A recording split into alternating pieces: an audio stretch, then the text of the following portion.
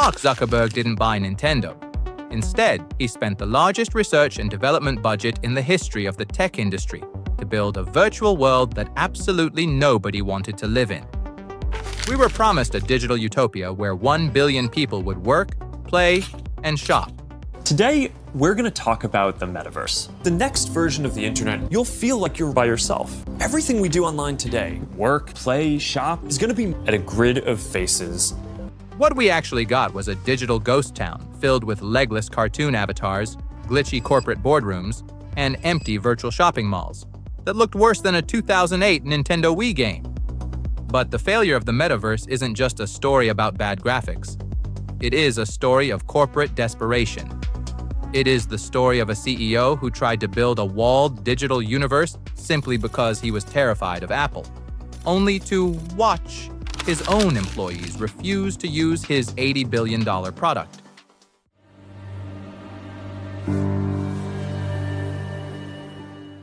To understand why the Metaverse failed, you have to understand why it was built in the first place. And the truth is, it had nothing to do with building a futuristic utopia. It was about survival. In the early 2020s, Facebook was facing an existential crisis. The company had nearly 3 billion users and printed money, but they had a fatal weakness. They didn't own the hardware. Facebook lived on Apple's iPhones and Google's Androids. That meant Mark Zuckerberg was entirely at the mercy of his biggest rivals. In 2021, Apple proved exactly how dangerous that was. Apple is following through on its pledge to crack down on Facebook and other apps that secretly shadow people for the purpose of targeted advertising. Apple released a single iOS update called App Tracking Transparency. It was a simple pop-up that asked users if they wanted to allow apps like Facebook to track their data. The vast majority of people clicked no. That single tiny pop-up gutted Facebook's core advertising model.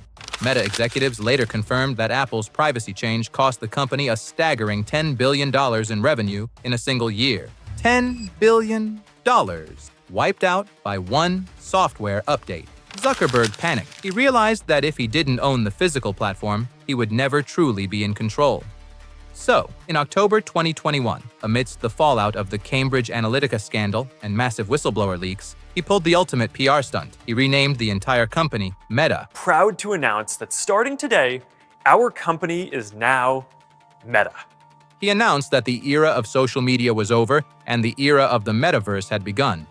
He poured billions into Meta's VR division, Reality Labs, and promised investors that within a decade, 1 billion people would be living and spending money inside his virtual world. Our North Star is that, by the end of the decade, we hope to basically get to around 1 billion people in the Metaverse doing hundreds of dollars of commerce each. He didn't just want to build an app anymore. He wanted to build the entire internet.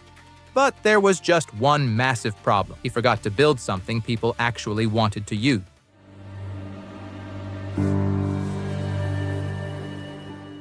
In late 2021, Meta launched its flagship virtual platform, Horizon World. This was supposed to be the digital Manhattan. To get inside, you had to buy a $300 Meta Quest headset, charge it, strap a heavy screen to your face, and navigate clunky menus. And what was waiting for you on the other side? Absolute emptiness. Instead of a breathtaking digital reality, users were dropped into flat, cartoonish environments that felt decades out of date. Because the VR headsets couldn't process complex physics, the user avatars didn't even have legs. You were just a floating, pixelated torso wandering through empty digital plazas. The launch was an unmitigated disaster. Meta had projected they would easily hit 500,000 monthly active users by the end of 2022. They peaked at roughly 300,000, and then the numbers went into freefall, plummeting below 200,000. To put that in perspective, while Meta burned billions trying to force people into Horizon Worlds, teenagers on Roblox and Fortnite were already participating in massive, thriving virtual worlds. Fortnite was hosting virtual concerts for 12 million people. Roblox had over 50 million daily active users. The Metaverse wasn't a new idea. It already existed. Zuckerberg just decided to build a worse corporate version of it and charged a 47.5% tax on digital sales. The desperation peaked in August 2022, when Zuckerberg posted a VR selfie in front of a digital Eiffel Tower. The internet ruthlessly mocked the image for looking like a bad high school coding project. A few months later, Meta debuted a game-changing video of Zuckerberg's avatar finally jumping and kicking with digital legs. The crowd cheered. But days later, journalists uncovered the truth. The video was entirely faked. It was pre-rendered using motion capture suits, not actual VR gameplay. They were faking the future because the present was falling apart.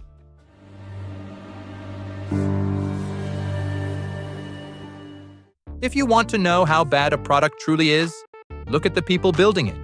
And the people building the metaverse absolutely hated it. By late 2022, internal leaked memos painted a picture of total chaos inside Meta's reality labs. Vishal Shah, Meta's VP of the Metaverse, sent out desperate memos literally begging his own staff to use the platform they were building. He wrote, "The simple truth is, if we don't love it, how can we expect our users to love it?" When pleading didn't work, he threatened to hold managers accountable if their teams didn't log into Horizon Worlds at least once a week. It became a forced corporate chore. Employees reported that the platform was overwhelmingly buggy, deeply uncomfortable, and infested with internet trolls. The breaking point came in December 2022, when John Carmack abruptly resigned. Carmack is a legendary game developer, the genius behind games like Doom and Quake, and he was the architect of Meta's VR technology. He didn't leave quietly. In a blistering resignation letter, he stated that Meta had an infinite amount of money and talent, but they constantly self-sabotaged. He called the division a disorganized mess that operated at half the efficiency it should. When the godfather of modern virtual reality walks out the door and calls your multi-billion-dollar project a waste of time, the writing is officially on the wall.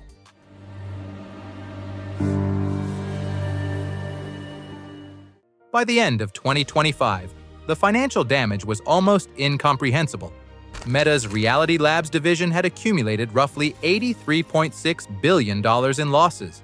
For every single dollar the division earned, it was burning 7. Investors were furious. Wall Street analysts were publicly begging Zuckerberg to kill the project.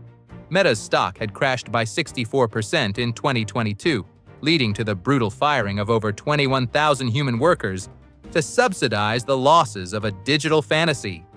But then, the final nail in the coffin arrived, and its name was ChatGPT.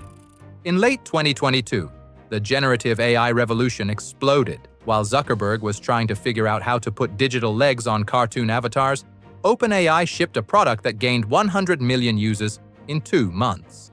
Silicon Valley instantly forgot about the metaverse. Zuckerberg, realizing he was entirely on the wrong side of tech history, pulled a classic Silicon Valley pivot. He suddenly stopped talking about the metaverse on earnings calls and replaced every mention of it with generative AI. To fund his new AI obsession, the metaverse had to be sacrificed. In early 2026, Meta quietly initiated a massive purge. They laid off 1,500 Reality Labs employees. They shut down multiple, highly rated VR game studios. And in March 2026, they announced that Horizon Worlds would be effectively removed from the main VR headset storefront, pivoting almost entirely to mobile phones in a desperate attempt to compete directly with Roblox. The virtual world that Mark Zuckerberg renamed his trillion-dollar company for was quietly unplugged and placed on life support. So, what did $80 billion actually buy? It bought the world's most expensive corporate ego trip.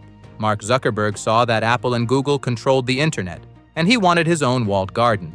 He assumed that because Facebook had billions of users, he could simply force humanity to put screens on their faces and move into a digital world that he governed. But he fundamentally misunderstood human nature. People don't want to strap a heavy headset to their face to attend a glitchy, cartoonish corporate board meeting. They don't want to abandon reality. They want tools that enhance it. The metaverse failed because it was a solution in search of a problem. It was built for the CEO, not the consumer. $80 billion later, the great digital frontier is nothing more than a graveyard of legless avatars and broken promises.